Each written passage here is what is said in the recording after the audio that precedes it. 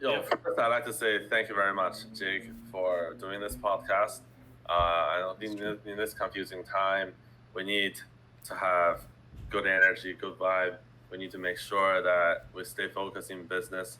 So it's great to see someone who is also in the tech industry doing well, and we'd love to hear more and learn more about the business and talk about tech and business in general.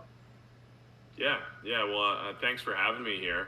Obviously these are challenging times, but I think working together, getting as much done as we can, continuing to move forward, and trying to enjoy ourselves as much as we can. I mean, obviously being locked down isn't easy, but one of the small things before I get into introducing myself is we've tried to include as much humor as possible in our social media posts. I mean, everybody is just COVID-19, negative, bad. And it's good information. Don't get me wrong. I want to be as educated as possible on everything, but at the same time, let's take a deep breath and try to get a laugh here and there as well. But yeah, I'll give you an introduction to myself and Fixter. So, my name's Jake Gibson. I'm the CEO of Fixter.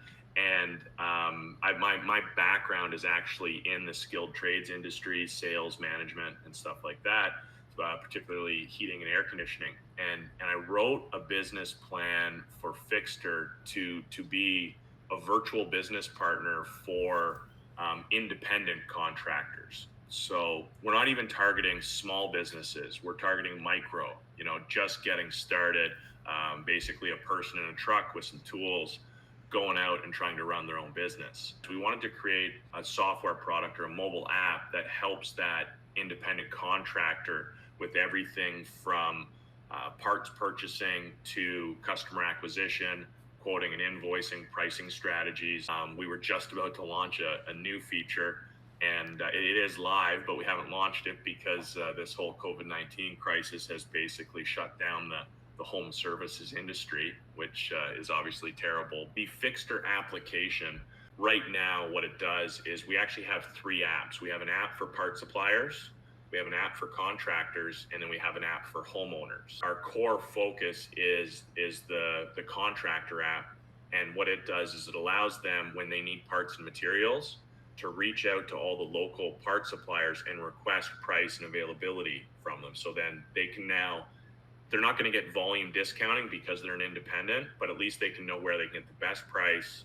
who has it available, so which helps them with productivity, and then also how far away each of those suppliers are. So we really want to make sure they're making the best purchase decision possible when it comes to parts and materials. The second feature or grouping of features is quoting and invoicing and payment processing. Now, it's just a simple tool for them. Basically, build a quote, send it to their customer, automatically invoice when the job's complete, and then collect payment through credit card via email if they so choose. Where we start tying it all together is in our third feature and our third app, which is the consumer app or the homeowner app. So consumers can come into their app and they can either submit a project to get bids from all the local contractors on that project, or the homeowner can look at available contractors, choose the profiles they like, say select 4 or 5 of them, hit submit, and all 4 or 5 of those contractors will get a notification saying, you've been pre-approved and hired. First person to accept it wins the job, and you should be on your way to their home now. It's an open market platform, so a lot of the questions we get are, if I'm a homeowner and I'm hiring a contractor, are they vetted? Is there a certain quality control? Things of that nature. And our answer is no. We use a hockey analogy, and we say, you're the Pittsburgh Penguins, your best player is Sidney Crosby. And wouldn't it be great if you had all Sidney Crosbys, but you can't afford it? You need third liners. There's a lot of people out there that can't afford Sidney Crosby or the Sidney Crosby of plumbing. They might only be able to afford that, 3.5-star plumber. We want 5-star plumbers to get paid a 5-star wage. But how our virtual business partner works is kind of like a coach in helping that 3.5-star plumber improve, trying to get them to the first line, to get them to that 5-star wage.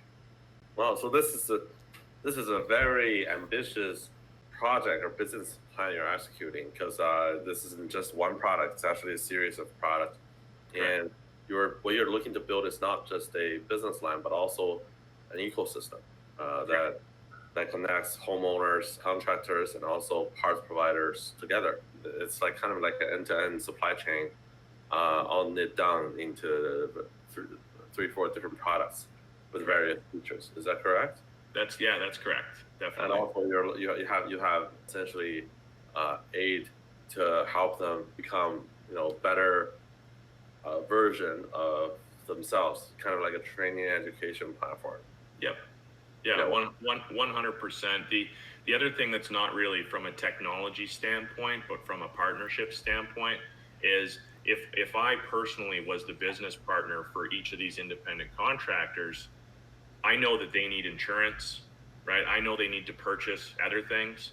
So Fixter is doing the due diligence to go out and look for partnerships for other things that contractors need, to say, look at, you may need a particular product and there's the best product on the market, but you as an independent contractor, again, looking at your budget, what you should be spending money on maybe isn't the top of the line right now. Mm-hmm. So we try to help them make the best decision possible for the current state of their business. And that could be by, partnering with the company, bringing them in like an insurance provider and saying, hey, here's our recommended insurance provider if you're at this stage of your business, or here's another software, project management solution. So we don't do project management. And a lot of independent contractors don't necessarily need a project management solution, but it doesn't mean that they shouldn't use one. So if we can find one that is cost effective and geared towards a small company that at least helps them stay organized and be more productive, then that's something we would recommend. We don't have a recommendation for that yet, but a lot of independents go out and purchase a project management tool for $200 a month or something like that. And that's where we come in and say, no, like, don't spend $200 a month on that. You should be spending it on something that brings business in that then you need to manage, right? Let's worry about getting business first before managing business.